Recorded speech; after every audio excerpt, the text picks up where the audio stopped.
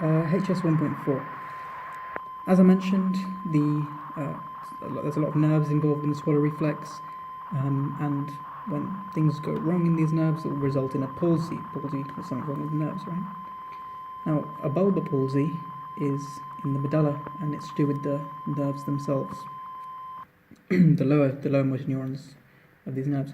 Whereas pseudobulbar palsy, pseudo means obviously means fake, so it's not in the medulla, and it's not the nerves. It's more sort of like higher up. It's the upper motor neurons, but it still produces the same symptoms. So let's have a look at each of them in turn. Let's start with lower motor neurons. If you get lower motor neuron damage of the nerves involved, and these pass from the medulla to the pharynx, then you'll get a bulbar palsy, causing paralysis of the muscles required in the swallow reflex. Now, what can cause this lower motor neuron damage? Well, it's put simply, it's things that are lower down. It's a medulla stroke, motor neuron disease, Guillain-Barré syndrome, or polio, or brainstem cancer. Whereas upper motor neuron damage will damage the corticobulbar tract. What is the corticobulbar tract? Well, it's neurons connecting the motor cortex to the medulla, and this will cause a pseudobulbar palsy, which will also result in paralysis of the swallow muscles. And what can cause upper motor neuron damage? Well, it's pretty straightforward. It's things that are higher up. It's cerebral cortex, stroke, head injury, multiple sclerosis causing inflammation leading to upper motor neuron damage, or cancer of the high brainstem. And both pseudobulbar palsy and bulbar palsy will result in paralysis of the swallow muscles, leading to difficulty swallowing, altered speech, and loss of the gag reflex. So if you get a stroke, which old people are quite susceptible to, you get a loss of gag reflex. And as I mentioned earlier, during the swallow reflex, the epiglottis and the glottis move over the trachea, preventing aspiration. So if you lose the gag reflex, and because of a stroke, you'll get food aspirated into the trachea. Food enters the trachea, then it will enter the lungs, and you'll get aspiration pneumonia, leading to death. So now moving on to the esophagus, let's have a look at the anatomy of the esophagus. So this is looking at it posteriorly. Remember I mentioned that the trachea passes anteriorly, the esophagus is more posterior. In terms of the muscles, at the top here you've got the inferior constrictor, remember superior, inferior, middle, inferior constrictors of the pharynx and larynx. And lower down here you have the longitudinal muscle of the esophagus, allowing peristalsis. You've got two areas, which are two bare patches, the area of cilium and the area of lamia. And the reason these are important is because, well, they're not covered by muscle, so they're areas of weakness. So what can happen is you can get a pharyngeal pouch of food coming posteriorly, called cilium dehiscens, right?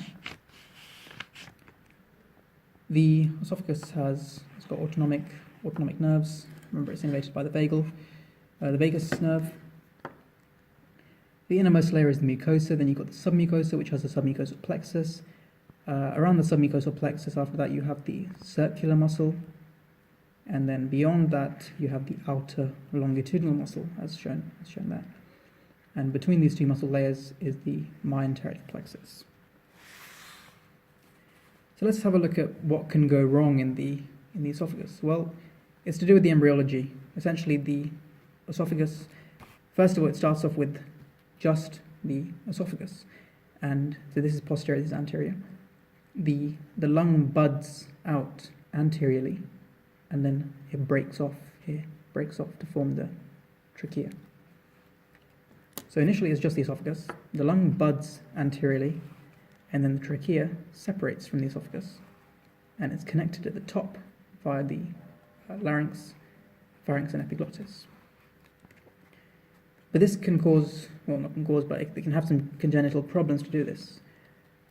These are two problems: atresia, fistula. What do I mean? Well, atresia means closed. Fistula means a connection between the two. So an esophageal atresia is a closure, as shown here. It's closed. And a tracheo-esophageal fistula is a connection between the trachea and esophagus, an abnormal connection, which is shown here. You've got two fistulas.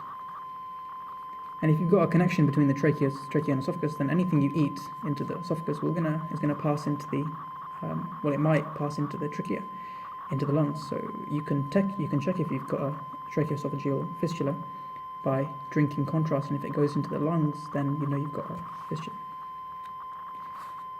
So now moving a bit further down, once you've gone through the esophagus, you'll reach the gastroesophageal sphincter, which separates the esophagus and the stomach. And this sphincter, the purpose of the sphincter is to, have tone and stay contracted slightly to prevent reflux, essentially. Because if the sphincter stops working, you're going to have gastroesophageal reflux. And how do you have a working gastroesophageal sphincter? Well, you can look at it anatomically and physiologically. In terms of anatomically, you have the crural sling, which is diaphragmatic fibers, which close off the junction. You have the angle of his, and you have a mucosal rosette of stomach. In terms of the physiological reasons as to why the sphincter works, cholecystokinin, which is a chemical, gastrin, which comes from G cells, cholecystokinin comes from I cells, vagal innervation. Remember I said the vagus causes the peristalsis of the esophagus. The vagal innervation helps the tone of the junction. And if you have a vagotomy, which is a surgery to remove the vagus to fix ulcers, then you have a loss of the vagal stimulation and you'll lose the tone. One thing to note is that if you cough, then you push the stomach up. And this makes it more likely to have a hiatus hernia, which is when the stomach passes up, affecting the angle of his.